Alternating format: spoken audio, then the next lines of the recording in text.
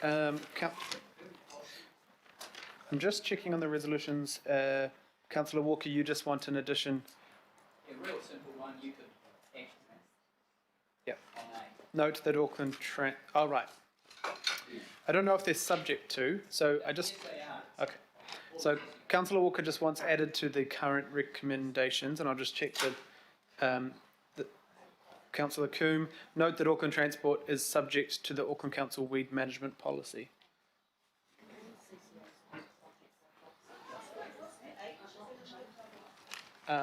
Yeah, so sorry I did that a bit out of order.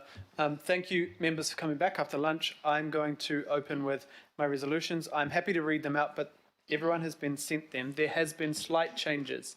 H is now been in consult, and here Member Wilson has arrived. H has been worked on with Member Wilson, and it says, request as a matter of priority, engagement and consultation with all mana whenua, the Mana Whenua Kaitiaki Forum and the Independent Māori Statutory Board for the consideration of this committee prior to Auckland Transport's consideration of the matter, which means that that will be done up front in a more thorough way as it should have been prior to this. So that is the addition. There was also an addition from Councillor Walker to D, which was just putting in ensuring public health and safety, which is part of our policy, and reducing carbon emissions. Otherwise it would just say carbon emissions without what is going to happen to them. And now Councillor Walker has just, sorry, this is kind of out of order, but I'm trying to get a willingness to do this collectively. Another addition to myself and Pippa Coombe, and I hope that Councillor Coombe is okay with that. The note that Auckland Transport is subject to the Auckland Council weed management, they were part of it, and they are actually, they've been part of that process. So that is already accepted, but it's better to spell it out. Weed management policy, sorry, Sandra. And you're happy with that, Councillor Coombe? Yeah. Cool. Oh, Councillor Philippine now. You've just got a question on H? Yes, please, Chair. Look, my question is, firstly, I agree with H, but is the consultation, this is a point of clarification, is the consultation on the use of glyphosate and the pros and cons, or about the method that is now being put in as the substantive, namely the pricing across all local boards? Is that the consultation that it will be required? Yes, it's focused on the paper, which is around the standardising funding and or methodologies and everything in between, not consulting on what is currently in place as far as That's okay? Yeah, Kapoi. Kia ora.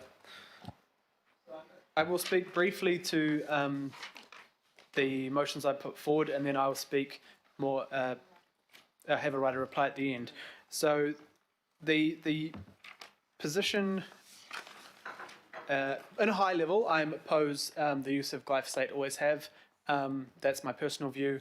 And in the Kaipātiki local board, when we had a policy of standardising, I was one of the ones that put our own money into ensuring in the parks and open spaces that wouldn't be used. We would use mechanical edging, and I think that cost about $50-something thousand of our LDI at the time. A couple years later, it was then standardised that all parks and open spaces had mechanical edging around playgrounds and around pathways and the main activities basically where people were. So that was a good outcome.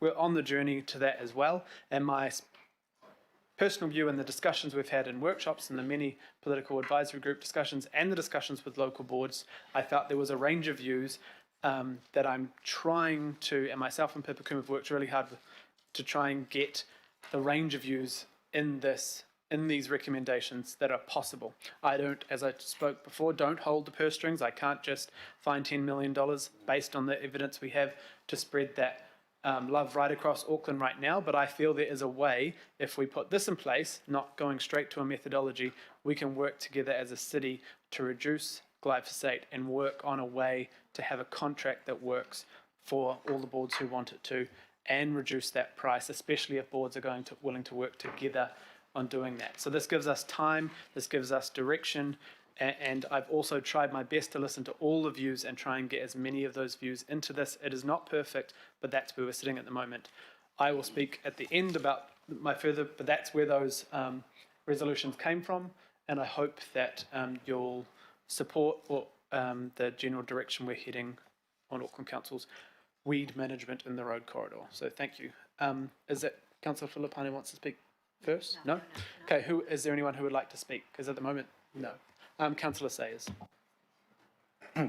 Yeah, I wasn't going to raise this, Richard, but I think it's probably important putting my hat on as the chair of the strategic procurement, because if, as we start to implement any potential changes, that we do have contracts in with our preferred suppliers. They're on a 10-year time frame, 5 by 1 by 1 by 1 by 1. So I just want to share with my fellow councillors that if there's variations to those contracts, it can be quite an expensive exercise. If those contractors need to invest into plant themselves, that could change costings that have been shared today. If they want to subcontract to specialists, firms, and some of them have been kind of tabled today, those firms would have to meet the criteria that we have regionally. And I'm not sure if perhaps the quotes that we've been quoted today might incorporate everything that we now have in our conditions. So that may well change pricing as well. So I just wanted to signal that. So just further down the track, if there's changes required, there will be work required to fold them somehow into the delivery mechanisms through our regional contracts. So that was all, Mr. Chair. Just want to make people aware of that. So thanks. Thank you, Councillor. Mayor Goff. Thank you very much, Mr. Chair, and thank you for the work that you and Councillor Coombe have put into getting a set of recommendations, I think, that will encapsulate the views of most people around this table. I also want to thank officials. Officials come in for a lot of crap sometimes, and even this morning there was some comments made that were close to disparaging their professionalism and their impartiality. And I just want to say this is a controversial issue. We all hold our views and we hold them genuinely. And I don't judge other people for having different views from my own, and I don't expect our officials to be criticised either, or with the inferences made that they have not been professional. Safety is the most important issue in this debate, and I've got to say that we rely on an organisation like the Environmental Protection Authority to have done its job professionally and competently. They would not survive for 1 minute in their position if they did not do the homework necessary to check out before they make a statement such as they have, that used properly, glyphosate does not harm people and the environment. They are not the United States Environmental Protection Authority. They are not politically driven, they are science driven. And there may be different variations within the scientific community, but when they came with that recommendation for the country as a whole, you can guarantee that they did their work. Otherwise they'd be gone. They'd be gone, well and truly. Secondly, if it were to be the case that glyphosate wasn't safe, then there is no argument for saying, well, it's more important that the people on the shore should be safe than the people in South Auckland or West our region. Nobody is a second-class citizen. And if I thought for a moment that it wasn't safe, used properly, then I'd be spending the money and I'd be spending it to protect the whole damn region, not part of the region. Now, the second thing is cost. And we've been given the costs, and that might vary a little bit, maybe $1 million up or $1 million down. But if we were to move from the recommendations for a dual system, then there's another $10 million to be found. And I'm sitting here right now worried as hell about what another lockdown might mean for our city with the spread of the community transmission of the virus. And that 10 million simply doesn't exist. I think what the headline should be for this debate, and I guarantee it won't be, But the headline should be, Council makes decision to halve use of glyphosate across Auckland, because that's the implication of us implementing the recommendations that we have in front of us, halving it. I'm slightly amazed that that is not what we led the debate with, and that we discovered it in the course of the debate. I knew it was going to be reduced, but reducing glyphosate across the region, where regional councils, not simply looking after one part as against another part of the region, halving the use of glyphosate is a fantastic achievement. In fact, I'd say to our officers, Ian, I'd really like you to do this more quickly if the impact is to halve it. The third issue is the equity one that I've mentioned already. If any board across the region feels fundamentally about this and feels that they have to be totally precautionary and they have to avoid the use of glyphosate in their region, they have the ability to do so, but they must meet the cost of doing it. They should not expect the people in South Auckland and West Auckland and East Auckland to pay for them to do it. So this does not take away from the local boards their ability to say this is so important that we will not invest, we will invest money in not using glyphosate at all. Can I say finally, I'm pleased with the recommendation H from Member Wilson. Again, I don't want to disparage officials because, you know, I accept what they've said, that they made the information available and they invited people to the hui, and if people didn't come to the hui, then actually the obligation is on people to take up the opportunity for consultation. But if there's any doubt about it, we've got time, we should go back and we should talk this through thoroughly. But we have consulted with the local boards, and by 12 to 7, they are in favour of these recommendations. So thank you, Mr Chair, for the work that you've put in and the blood, sweat and tears that have gone into it from your angle. And I think we've got recommendations that most of us around the table can and should agree to. Thank you, Mayor Goff. Councillor Walker. I can go even better. Why don't we do what Germany's doing and move to ban glyphosate, and do what Scotland's doing and do what France is doing and so on? So that is the real challenge for us, and that's based on hard evidence that those countries received. And I've got every confidence in the Germans around that.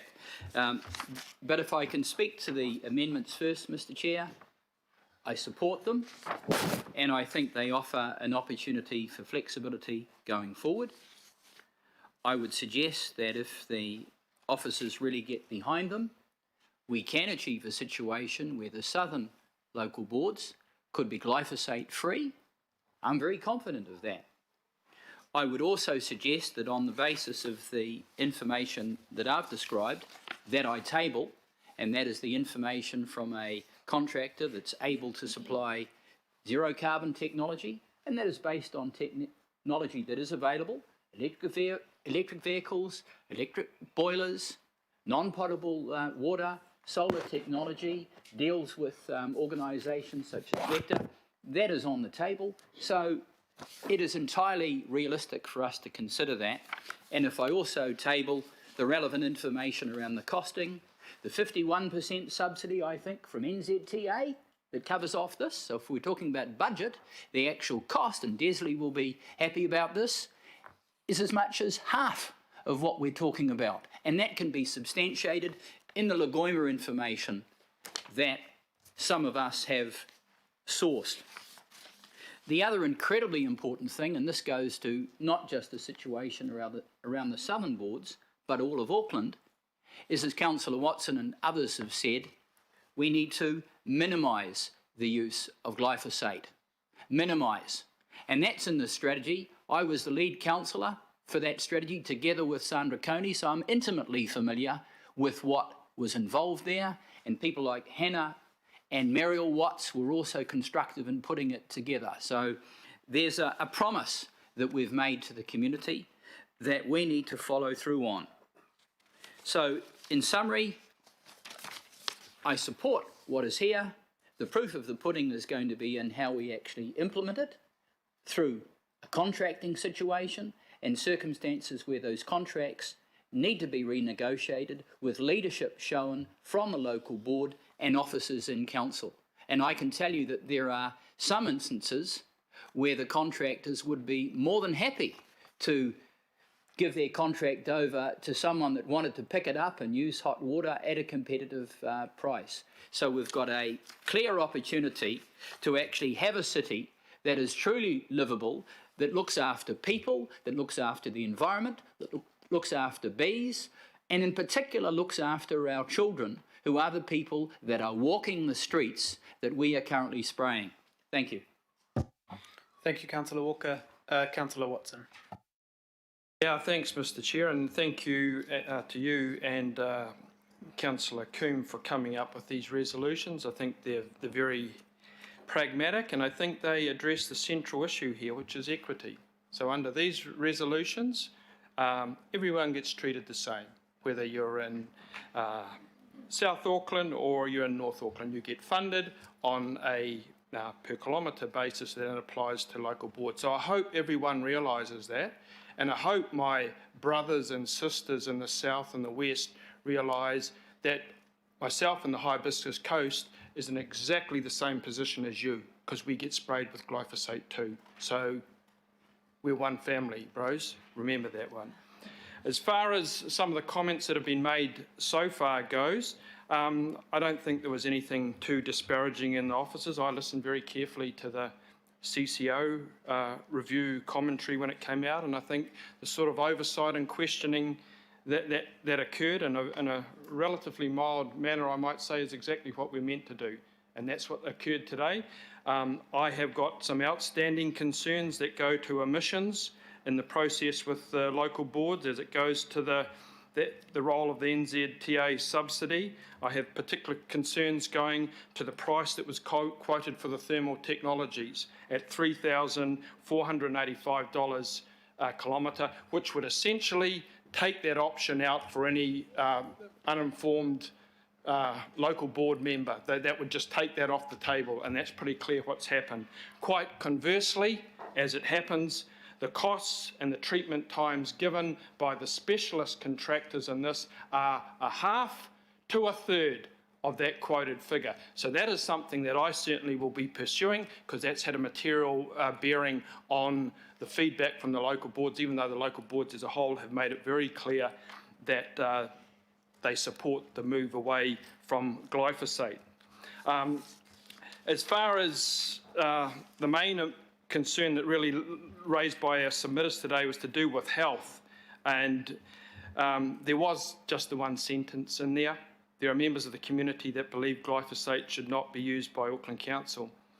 By any recommendation or measure, that is woefully inadequate, and I think that has to be stated, Mr. Chair. There's no way avoiding that, particularly when we look at our own weed management policy that is meant to be guiding this whole process. It is all about public health and safety, minimise chemical use, minimise non-target effects, ensure public health and safety, protect and enhance the environment. It is all about public health and safety. That's what's meant to be driving it. As far as the analysis of the reduction or the headline standard for any newspaper, that's not the case at all. The reduction in the south and the far north is only so graphic because it's been so bad. You're starting from such an appalling base of total glyphosate use. So that's nothing to be proud of in those areas. They should have been addressed long before today. As far as the balance of Auckland goes, and this is about half of Auckland under the proposal as it was, not this one fortunately, they would be either the same or in the majority of cases worse off. That's no banner to be proud of. In fact, quite the opposite, and that's why we had such a response from people right across Auckland today, east, west, south and north. So, Mr. Chair, I think going forward, there is an element of hope here, I think, and firstly,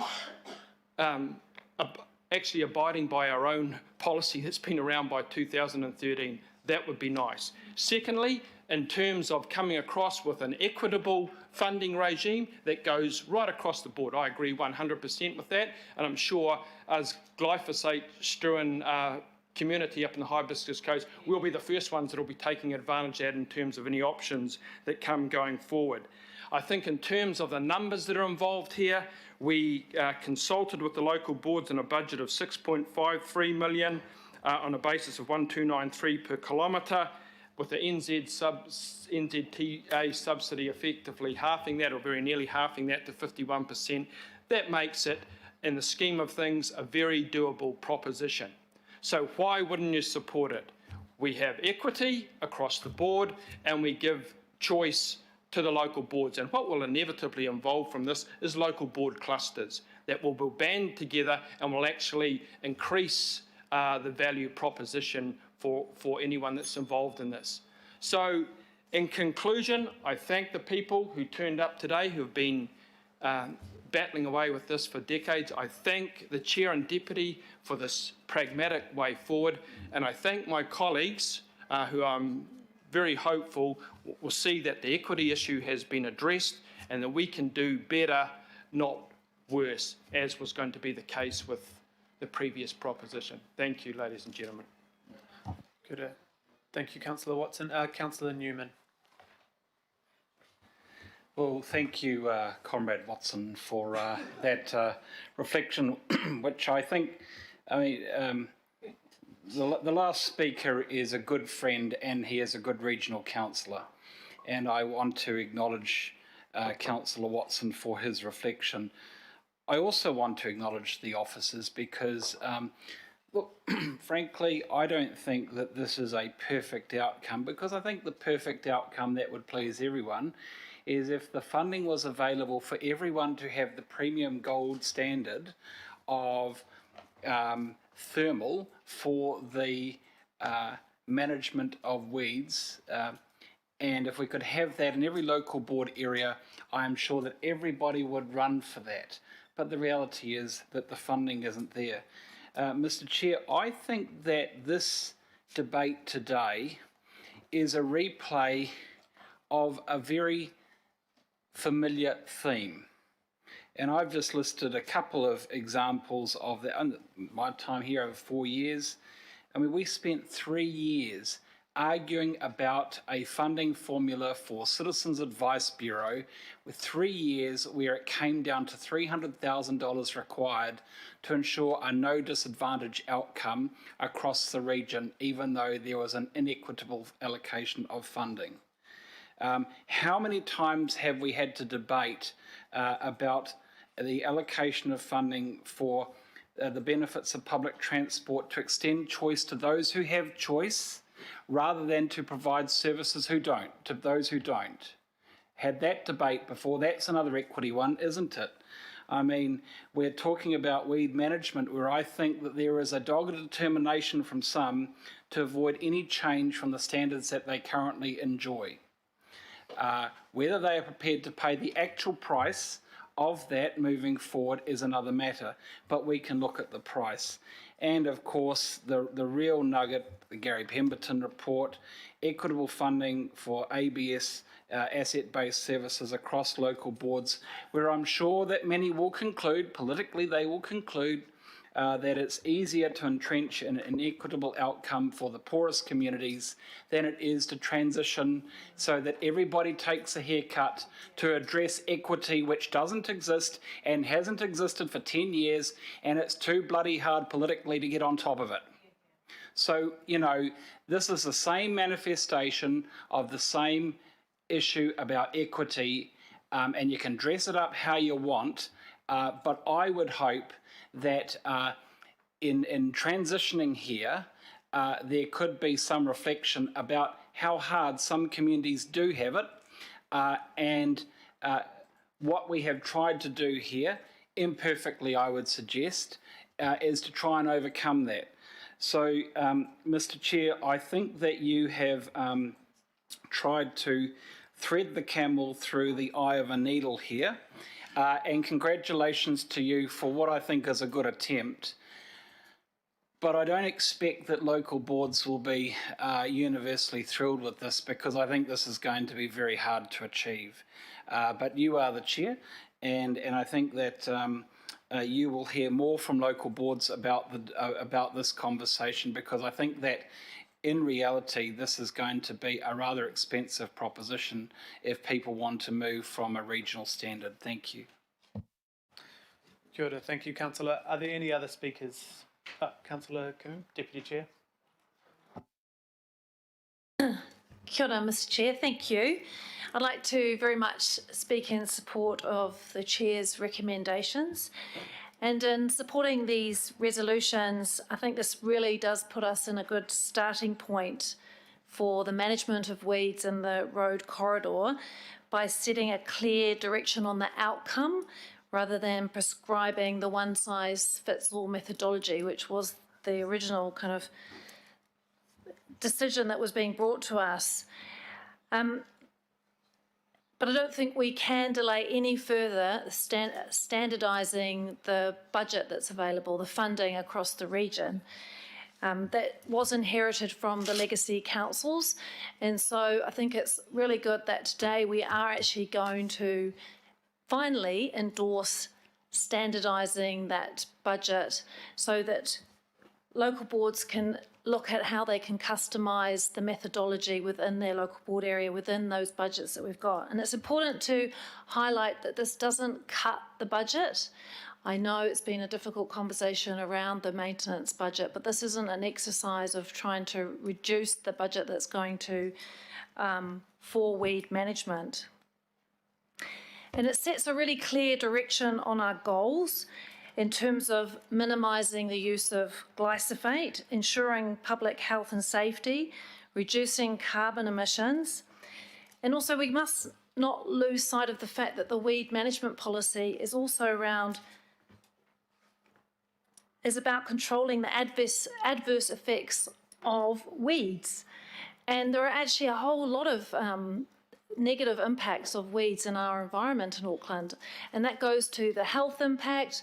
A lot of people, especially this time of year in the spring, are really suffering from the weeds that we've got across our region. I think we're the most weediest country or city in the world. And we've got the negative impact on health, on our sports fields, on our assets, and on our native vegetation. So in terms of setting the goals today, it is about reconfirming that we're committed to our weed management policy. And I know that there was a desire perhaps to relitigate what's in that policy, but I think it is very sound and it's heading us in the right direction. And I did just want to note at this point, in terms of having come from the Waitemata local board, we were a local board absolutely committed to minimising glyphosate use. And personally, I would like to see it banned. But this is, thank you, Councillor Watson, for using the words pragmatic. I love hearing that. I love being pragmatic and finding a way forward, because this does allow for local decision making, and say for Waitemata, they can now have a conversation with higher service levels in other boards. Thank you, Mr. Mayor, for your acknowledgements in terms of the work that staff have done on this proposal. It is really difficult to deal with a really controversial topic. So I think I do want to acknowledge staff for also embracing the approach that we've asked to take forward rather than the original recommendation. So they've really come on board to say, yes, we can make this work. So that's been great to hear that. Thank you for that whole team, because this is going to be really important to establish the relationships and going forward to actually be able to have those conversations to deliver this on the ground. It's not going to be easy, but I think this sets a clear direction. And thank you to all those who did present, really the passionate groups and individuals who really want to see the best for our street environments and the health of our communities. So ngā mihi. And I think it's also great that we're endorsing that we can look at new methodologies and implement them as they develop, because we're seeing lots of exciting things out there, and this provides us with that way forward.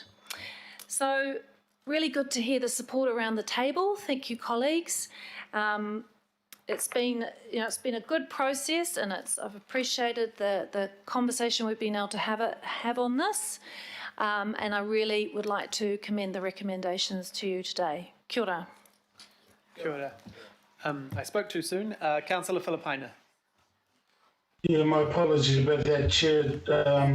But to you and Deputy Chair, congratulations on finding that medium that we do now have as our substantive. Um, but look, I just wanted to also just make a small comment around the devil's in the detail in regards to the work that the staff are going to do. One is around any variations, as Councillor Sayer was talking about, with the contracts and whether that in fact will happen. Because as Councillor Sayer, as Chair of Procurement, that's going to be an issue if in fact it heads that way. Others is around the old contractor, Metro, who was there, and the details that they have. So the devil's going to be the detail when we start working it through. My last comment, Chair, is to Jenny. Jenny, I want to acknowledge you in the work, even last term with the Environmental and Community Committee. You ended up getting quite a bit of crap from people over the last 3 years, even before then. So I just want to acknowledge your work right through this. Stay in the course and staying true to your principles. So just want to acknowledge you and the staff. So thank you, Chair. Kia ora. Thank you, Councillor, and I hope you're feeling better and have a rest after sticking to this meeting. Last member Wilson. Kia ora. I'm going to repeat because I think this is the significance of the recommendations can't be underscored, and then the necessity for us to work together. I too was impressed by the expertise and knowledge, the professionalism of those that presented to us, and it was very well put together in terms of the seamless nature of the expertise shown by each. So I appreciated that. It went a long way for understanding. I also am singularly impressed by the councillors, that this is clearly a passion, including Councillor Walker in that vein, in terms of disparaging comments. It's all in the style, and I myself get accused on occasion for my style as opposed to what it is I'm saying. So the passion that went into that, I agree with that nature, although it came out as an interrogating type process. I'm always in favour of those sorts of things, but not to the detriment of our staff. I agree with that. I especially liked the fact that our Mayor Goff, actually got to the point before I even had a chance to press my button to talk about the consultation. Appreciate that very much, bearing in mind that I hopefully at some point in time don't need to say that anymore because somebody else will bring that up. So thank you, Mayor. And then to our staff, our officials that do the very best that they can, I'm wondering what support we can provide to them, knowing this was going to be an issue that would generate a lot of kōrero. And I felt that support wasn't necessarily provided to give them the expertise to answer every question without looking, as Councillor Bartley said, do you agree with that or not? So I would absolutely suggest they did a good job. However, what other support can we provide in matters such as this, where there is such a diversity of knowledge, interest and the like, and from the public? But I also applaud the pragmatism that's already been outlined from our chair and our deputy chair. Appreciate that. And at some point in time, I'm looking forward to not saying the same thing around the consultation and engagement process. Kia ora. Kia ora. Thank you, Member Wilson. And I see Councillor Simpson has to leave, so I won't say all I needed to say, as I think everyone has said enough. But, my view again, when I saw this come across the table, I felt an instant kind of pain down my spine that we had to go through this situation. But after 10 years of trying, we finally, I think, have made a decision, especially around the equity of funding, which is a step forward.